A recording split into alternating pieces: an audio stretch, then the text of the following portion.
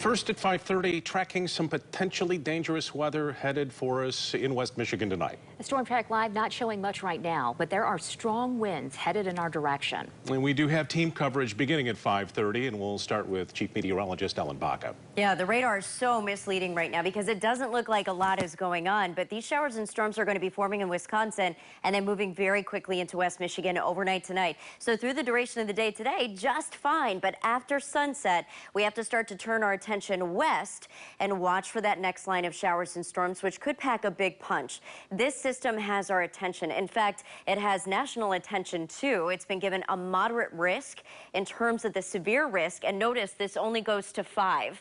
Moderate risks aren't even issued in West Michigan every year. So this is a fairly rare issuance for us. And you'll notice that this line of showers and storms stretches from Wisconsin down into West Michigan in terms of the risk. So we're going to be getting the tail end of this system, and it's going to be arriving after dark into the early morning hours.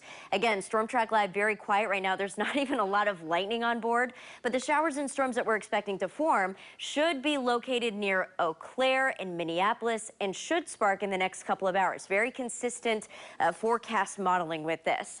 The biggest threat that we're anticipating, very fast winds. In fact, some of the winds could be higher than 75 miles per hour, and you have to remember that sometimes weak tornadoes, like we've seen in West Michigan, only produce wind gusts of about 65 miles per hour.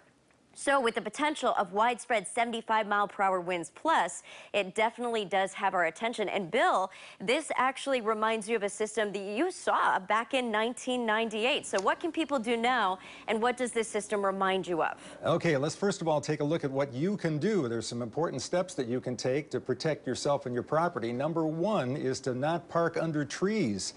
I know in some urban and suburban areas that's kind of hard to do if you don't have a garage, but if you can find a way to park your vehicle somewhere where a tree won't fall on top of it, you should do that here within the next 3 hours. Close your garage door. Don't leave the garage door open. The wind can get in there and lift the house up, actually, or blow the windows out. Close the garage door there.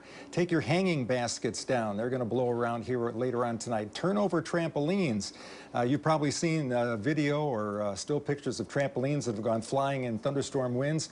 Don't want that to happen tonight, so just take your trampoline, turn it upside down. Should be okay. Charge your phone. Make sure you have flashlights handy if and when the power goes out. Watch out for down power lines, and boy, be careful of your pets there as well. They're probably not going to take to all this lightning and thunder very well, and find a way to keep them comforted here during this time as well. Now, straight ahead, we're going to talk more about what's ahead for the storm and what the impacts are going to be overnight tonight and during the day tomorrow. Yeah, okay, yeah, great tips there.